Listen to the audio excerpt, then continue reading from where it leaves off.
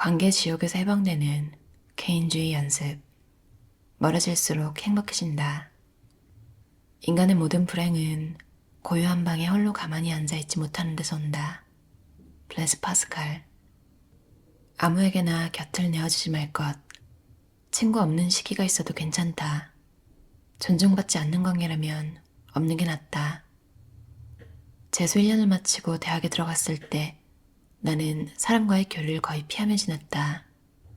입시 시험이 끝나기 무섭게 오는 친구들의 연락도 피했고 입 밖 쏟아지는 술자리 부름에도 일절 응하지 않았다. 친구들은 이런 나를 이상하게 여겼을 것이다. 이유는 하나였다. 더 이상 그 관계를 지속하고 싶지 않았다. 모여서 주고받는 말이라곤 누군가를 도마 위에 올리고 흉보거나 놀리는 얘기뿐이었다. 때론 내가 그 대상이 될 때도 있었다.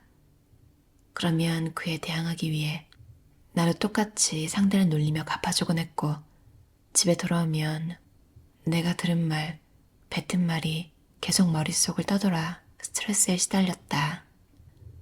험담이 기본인 모임에서 자리를 비운다는 건 매우 위험하고 찝찝한 일이지만 이쯤 되니 이제 어떻게 되든 상관없다는 마음이 되었다.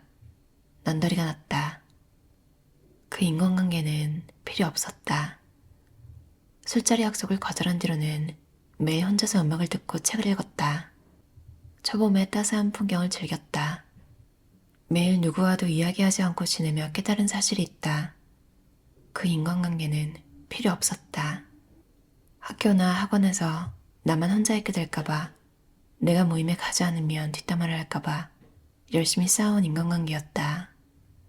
그러나 학교 밖으로 나와보니 이런 관계는 차라리 없는 편이 행복에 도움됐다. 정말로 좋은 관계라면 학교에서도 학교 밖에서도 어떻게든 만나고 싶지 않았을까? 내가 의식적으로 작정하고 끊어냈기 때문에 대학 이후에는 더 이상 불필요한 관계에 끌려다니지 않을 수 있었다. 그리고 이것은 관계를 대하는 내 삶의 태도를 대전환한 큰 사건이었다. 자신을 부정당하는 관계에 얽혀있다면 차라리 친구가 없는 편이 훨씬 낫다. 유쾌하지 않은 인간관계는 차라리 모두 정리해버려도 나쁘지 않다는 말이다. 친구가 아예 없는 것이 가장 좋다고 생각하는 사람이 아예 없지는 않겠지만 보편적인 생각은 아니다. 나도 그렇게까지는 바라지 않는다. 어쨌든 자신의 존재를 있는 그대로 받아들여주는 인간관계가 있는 편이 훨씬 이상적이기 때문이다. 분명한 건 친구든 가족이든 나 자신을 부정해야 하는 관계라면 없는 편이 낫다는 사실이다. 내가 말하고 싶은 건 인간관계는 가급적 내가 인정받는 관계 위주로 맺어야 한다는 것이다. 다른 무엇보다 그게 중요하다. 인정받는다는 것은 대단한 칭찬이나 추앙을 받는 것을 의미하지 않는다. 이야기할 때 상대가 조용히 끄덕여주기만 해도 사람의 인정 욕구는 충족된다. 서로를 존중하고 존중받는 관계 속에서 평생 살아갈 수 있다면 행복은 이미 내 것이나 다름없다. 나를 괴롭히는 인간을 내 인생에 들이지 않는다. 어떻게 하면 불행을 겪지 않고 살 수 있을까? 이 엄청난 질문에 대해 단 한마디의 조언을 해준다면 어떻게 답하겠는가? 사람에 따라 다양한 조언이 나오겠지만 나는 이렇게 답하겠다. 나를 공격하는 상대방과 얽히지 말 것. 가장 중요한 것은 나를 괴롭히는 인간을 내 인생에 들이지 않는 것이다. 즉, 관계를 맺지 않도록 미리 대비해야 한다. 무리가 안전하다는 건 뇌의 착각일 뿐이다. 어딘가에 소속되지 않아도 괜찮다. 매일 같은 곳을 왕복하는 삶을 관둔 지 어느새 30년도 더 지났다. 30년간 쭉 집에서 일하는 프리랜서 작가로 살아왔다. 회사를 그만두고 프리랜서가 막 되었을 무렵에는 그 생활에 익숙하지도 않았을 뿐더러 부당한 취급을 받거나 계약금이 적어서 암담했다. 그런데 의외였던 것은 회사에 들어가고 싶다라거나 그만두지 말걸 이라는 생각이 단 한 번도 들지 않았다는 것이다. 오히려 이렇게 평생 어딘가에 소속되지 않고도 살 수 있구나라는 깊은 감격에 젖었다. 어찌 보면 이런 인생도 평범한 것일 텐데 왜 그렇게 직장 생활에 목을 메었는지 알 수 없었다. 날마다 주변에 사람이 없는 자유로운 환경에서 살아가는 인생은 나에게 완벽하게 잘 맞았다. 물론 프리랜서가 누구에게나 추천하고 싶은 방식은 아니다. 단지 나처럼 인생 최대의 불행은 대부분 인간관계 속에서 생겼다라고 생각하는 사람에게는 딱 어울린다. 게다가 재택근무가 당연해지는 요즘 어딘가에 소속되지 않는 삶은 더 이상 특별한 사람만의 전유물이 아니다. 소속이 없는 생활의 가장 큰 단점은 무엇일까? 우선 떠오르는 것은 정신적으로 좋지 않은 상태에 빠졌을 때 그 상황을 끊어줄 계기가 거의 없다는 점이다. 나쁜 상태에 빠졌을 때 좀처럼 헤어나오기가 힘들다. 그래서 나는 하루 1시간 이상씩은 반드시 외출한다. 아무리 바쁜 시기라도 되도록 복잡한 주말 이외의 날을 골라서 반드시 주 2일은 쉰다. 그리고 어딘가 구경하러 가거나 모임에 가는 등 대부분의 시간을 집 밖에서 보낸다. 기본적으로는 내가 운영하는 모임 등의 사회적 활동을 통해 사람들과 교류한다. 그 외 2주에 한 번씩 하는 텃밭 작업도 기분 전환에 상당한 도움이 된다. 나답게 행동할 수 있는 집단을 선택한다. 더 이상 있을 수 없다면 내 자리가 아니다. 여기에 더 이상 있을 수 없다라는 말은 곧 이곳에 있는 것을 견딜 수가 없다라는 의미다. 어떠한 집단이 내가 있을 자리가 되려면 조건이 있다. 단순히 사람과의 관계가 있다고 해서 좋은 것이 아니다.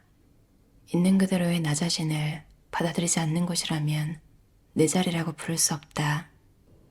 만약 원치 않는 이유로 당신이 아닌 당신을 억지로 연기하고 있다면 나는 뜯어 말리고 싶다. 나답게 있을 수 없는 집단에서 살아간다는 건 상상 이상으로 괴로운 일이다. 나에게는 2살 터울의 형이 있는데 어린 시절 매일같이 형에게 맞고 살았다. 아버지도 자주 자식들을 때렸다. 형이 가족 모두를 한 방에 감금한 적도 있었다. 집안에서 가장 어리고 힘도 약했던 나는 집에 계속 숨어 있을 수밖에 없었다. 내 방으로 도망쳐 들어와서 문을 잠그면 형은 거칠게 문을 걷어차며 부수려고 했다. 이런 폭력과 괴롭힘은 초등학생 시절 내내 지속되었다. 오늘날에 이르기까지 마음속에서 형을 용서한 적은 없었다. 가족의 어두운 이면은 대개 음지로 감춰지지만 생각보다 많은 곳에 존재한다. 수시로 마음을 괴롭히는 가족과 지내면서 줄곧 원망하고 후회하는 것보다 차라리 포기하는 것이 낫다. 가족 없는 자유로운 삶도 그 자체로 편해서 좋고 원한다면 전혀 다른 형태의 가정을 구성할 수도 있다. 가족은 붙어있지 않아도 된다. 가족과 함께 있기만 해도 기분이 가라앉는 사람이 있다면 절대 자신을 탓할 필요가 없다고 말해주고 싶다. 자식을 낳지 않는 것도 자연의 습성이다. 아이를 원치 않는 나도 들으면 마음이 불편해지는 말이 있다. 자손을 남기는 것이 생물의 목적이다라는 말이다. 일반적으로 흔히 하는 말인데 왠지 이 말을 들으면 내가 어떤 심각한 잘못을 저지르는 듯한 기분이 든다. 하지만 이제 보니 개체수가 많아지면 자식을 낳지 않는 것 또한 생물의 자연스러운 습성이었다. 즉, 아이를 낳지 않는 사람도 자연의 관점에서 보면 생물의 섭리를 따르는 선택을 했다고 볼 수 있다. 행복을 결정하는 건 자녀의 유무가 아니라 자기에게 맞는 행복의 기준이 무엇인가를 정확히 아는가에 달렸다. 가족은 사람이 아니어도 괜찮다. 혼자 사는 프리랜서였던 시절을 기점으로 나는 7, 8년 정도 식물을 키웠다. 집에 항상 10개 정도의 화분이 있었고 바꿔 심거나 가지를 정리하거나 화분의 위치를 바꿔서 바라보기도 하면서 식물 집사 생활을 즐겼다. 아무도 만나지 않는 날이 많아 살아 숨쉬는 존재와의 교류가 없었는데 화분 덕분에 삭막했던 방에 생명의 에너지가 감도는 듯했다. 요즘 애착이라는 말이 자주 화제에 오르곤 한다. 가족처럼 가까운 사람과 맞닿아 애착을 느끼면 스트레스가 줄어들고 행복해진다고 한다. 이러한 애착이 없다면 사람은 결국 아무런 만족을 얻을 수 없다고까지 말하는 심리 전문가도 있다. 그런데 이런 이야기를 들을 때마다 낙담하는 사람도 많을 것 같다. 특히 인간을 좋아하지 않는 사람이라면 행복해지는 길을 잃어버리는 듯한 느낌을 받기 쉽다. 나는 어릴 때 매일같이 가족과 붙어 있었지만 안정감을 느끼기는커녕 스트레스만 쌓일 뿐이었다. 가까운 사람에게 애착을 느껴야 한다는 시각도 상당히 일반적인 관점이라고 본다. 그래서 나는 이렇게 생각한다. 애착을 느끼는 대상은 인간이 아니어도 괜찮다. 도저히 인간을 대하기 어려울 때는 인간과의 접촉을 최소화하면 된다. 사람이 사람을 경계하는 이유는 원래 인간이 무서운 존재이기 때문이다. 나는 부모님과는 한 달에 한 번 정도 만난다. 안타깝지만 너무 자주 만나면 이래라 저래라 잔소리만 늘고 서로 싸움만 벌어진다. 말싸움에서 의절로 이어질 뻔한 위기도 몇 차례 있었다. 연을 끊지 않고 관계를 오래 유지하기 위해서는 지나치게 허물없어지면 안 된다. 남처럼 서먹한 느낌이 조금 남아있는 정도가 딱 좋다. 일본의 고령자를 대상으로 한 어느 설문조사에서 자식이나 손주와 얼마나 자주 만나고 싶습니까? 라는 질문에 가끔 만나서 식사나 대화하는 정도가 좋다 하는 응답이 57%로 1위를 차지했다. 항상 함께 있는 것이 좋다라는 응답은 상당히 낮았다. 이제 부모 세대의 인식도 이렇게 바뀌어가고 있다. 쓰루미 와타루 저자의 멀어질수록 행복해진다라는 책이었어요. 어린 시절에 폭력이 그렇게 난무했다면 정말 너무 무서웠을 것 같아요. 10대 때부터 사회불안 장애로 정신과 치료를 받았던 그는 현재 비슷한 괴로움을 가진 사람들을 위해 사회부적응자들의 모임을 운영하고 있다. 비슷한 상황에 있는 사람들이 모이는 거 미국에서는 되게 이런 게 많다고 들었어요. 막 드라마나 영화 같은 걸 봐도 알코올 의존증이 있는 사람들이 모여서 서로 이렇게 감시라고 할까요? 그러니까 서로 지탱해주는 거죠. 그러니까 다시 안 마실 수 있게. 그러니까 뭔가 정말 상황이 비슷한 사람들이 제일 위로가 되잖아요. 그러니까 뭐 같이 막 그러니까 너무 그거에 대해서 자기가 처한 상황에 대해서 부정적이어서 정말 같이 나락으로 가자 이런 사람이 아닌 이상 보통은 나아지고 싶어 하기 때문에 서로 도움을 주고 받으면서 앞으로 나가는 그런데 서로 도움이 되는 것 같아요. 근데 가족이랑 약간 형은 거의 안 보잖아요, 아예. 그러니까 뭐 명절에도 부모님이 날짜를 조율을 해주시나 봐요. 얼굴을 보지 않아도 되게. 근데 약간 들으면서 좀 뭐지? 이런 느낌 드셨을 것 같아요. 왜냐면 가족이랑 자주 안 봐도 된다. 나는 부모님을 한 달에 한 번만 본다. 한 달에 한 번 엄청 자주 보는 거 아니에요? 성인 되고 나서. 특히 다른 지방에 있을 수도 있고 서로 다른 지역에. 하긴 뭐 이것조차 사람마다 다르겠죠. 그러니까 뭐 옳고 그른 게 없으니까 자주라는 거에 기준 사람마다 다를 거잖아요. 보는데 참 신기한 것도 아니죠. 그러니까 비슷비슷한 것 같아요. 이런 좀 안 좋은 경험한 사람들의 뭐랄까요, 패턴? 그러니까 일장 제목이 아무에게나 곁을 내어주지 말 것. 이게 사람을 가려서 안 봐서, 그러니까 사람 가리는 거 아니다. 누구나 좋은 면이 있고 누구나 알고 보면 다 따뜻한 면이 있고 막 이런 얘기들 있잖아요. 근데 다 아시죠? 그 말도 안 되는 소린 거. 진짜 악독한 사람은 여러분이 좋은 사람인 거 눈치채면 챌수록 더 악독하게 하더라고요. 그러니까 이 패턴이 아무에게나 곁을 내어줄 때 그 나쁜 사람들이 걸리는 거예요. 또 그런 사람들은 만만한 사람 잘 알아보니까. 뭔가 이상한데 그래도 좋은 점이 있겠지 하면서, 그러니까 성깔이라고 하죠. 그러니까 고집 부리고 뭔가 좀 되게, 그러니까 나를 존중하지 않는 행동이 여러 번 보이는데 그걸 그냥 뭐랄까요, 포용도 아니고 더 지켜봐요, 혹시 몰라서. 근데 그러다 보면 솔직히 그 처음에 느낌이 맞죠. 그냥 시간만 더 낭비하고 더 감정적으로 소모만 되고, 그 뭔가 감정을 갈취당한 느낌? 그 시간과 돈도 그렇죠. 뭐 만나서 시간을 쓰고. 그리고 좀 악독한 사람들은 남의 뭐랄까, 남을 통해서 이득을 취하는 거에 대한 불편함, 죄책감, 미안함 이런 게 없잖아요. 잘. 그리고 슬프지만 그러니까 뭐 그 사람이 사람에 따라서 다른 모습이 나오는 그냥 뭐 평범한 사람일 수도 있어요. 근데 나의 어떤 점이 그 사람 나쁜 면을 끌어내는 걸 수도 있어요. 그러니까 인간은 좀 간사한 면이 있잖아요. 근데 내가 뭐 혼자 다니고 옆에 뭐 사람이 없어 보이고 뭐 부당한 일을 당해도 별로 어디 화제가 될 것 같지도 않고 도와줄 사람도 없어 보인다. 이러면 갑자기 멀쩡하던 사람도 좀 자기 편한 대로 그래도 그 성과를 다 받아주는 모습이 보이면 더 나쁜 면이 나오는, 그래서 더 사람이 싫어지는 그런 악순환이 반복되기도 하는 것 같아요. 중요한 건 시간이 걸려도 그러니까 내가 봤을 때 나한테 좋은 사람이 아니면 마음을 열지 마라 굳이. 그러니까 그냥 피상적인 관계로 있으면 그런 사람들 오히려 더 다정해요. 안 친하고 그러니까 아 얘가 곁을 안 주는구나 느낌이 오면 그런 사람들은 오히려 더 예의를 지키더라고요. 그리고 자녀도 뭐 이미 자녀가 있으신 분도 있으시겠고 고민 중이신 분도 있으시겠고 딩크 혹은 그냥 아예 뭐 결혼도 안 하기로 마음 먹고 그런 분도 있겠죠. 사람마다 다른데 어떤 나이대가 되면 주변에서 막 이제 이런 계획을 가지니까 또 신기하게 한두 명쯤은 다 그런 건 아니에요. 한두 명쯤은 특히 또 안 친한 사람들이 더 그런 것 같아요. 안 친한데 갑자기 막 연락이 와요. 뭐 출산, 임신 이런 거 한지도 몰랐어요. 근데 갑자기 연락이 와.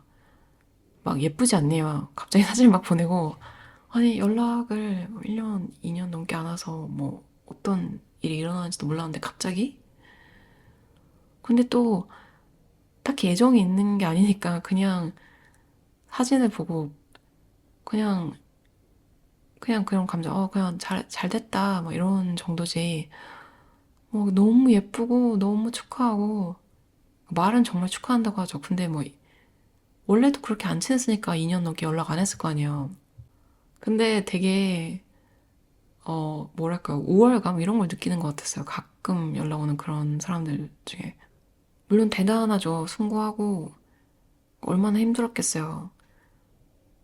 근데 그 대상이 내가 막 지금 정말 얼떨떨하잖아. 아니 2년 만에 갑자기요? 그러니까 막 되게 그러니까 뭐랄까요. 그러니까 내 근황은 안 묻습니다. 자기 얘기만 하고 보통 그러고 끊어요. 그러고 연락 안 옵니다. 그러니까 또 다른 자기가 생각했을 때 자랑거리가 생기면 또 연락이 오더라고요.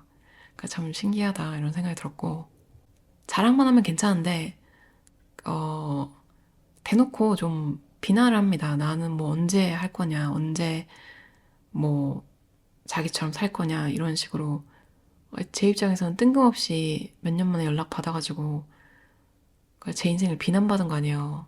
어이가 없네 이런 지금 생각해도. 그런데 축하는 또 받길 원해요. 그러니까 도대체 이 사람이 원하는 건 뭔가?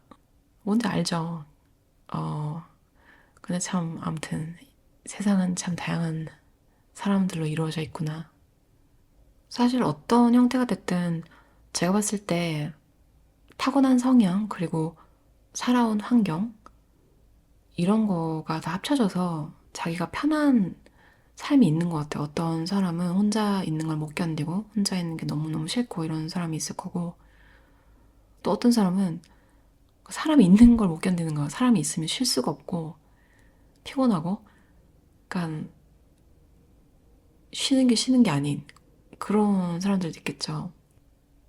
제일 중요한 거는 내가 그리는 행복한 삶을 내가 추구하고 그렇게 나아가고 있는 거. 이게 되는 사람들은 보면 남의 인생에 곁눈질 안 하고 굳이 막 너의 인생은 어떻네, 왜 그렇게 사네. 그러니까 남한테 관심이 없습니다. 본인이 행복하고 보통 그냥 너는 그런 삶을 살고 있구나. 난 이렇게 살고 있는데. 그러고 그냥 오늘 같이 차 마시니까 너무 좋다. 그러고 사는 얘기하고 뭔가 자기 스스로의 삶에 불안할 때 굳이 막 내가 지금 고민인 부분을 다른 사람 삶에서 그러니까 특히나 자기보다 더 뭔가 얘는 좀 나보다 딸려 보이는데 이런 사람한테 괜히 막 시비를 걸고 이런 것 같아요. 각자 알아서 행복하게 스스로에게 맞는 행복한 삶을 살자. 이런 얘기를 하고 싶었어요. 들어주셔서 감사합니다.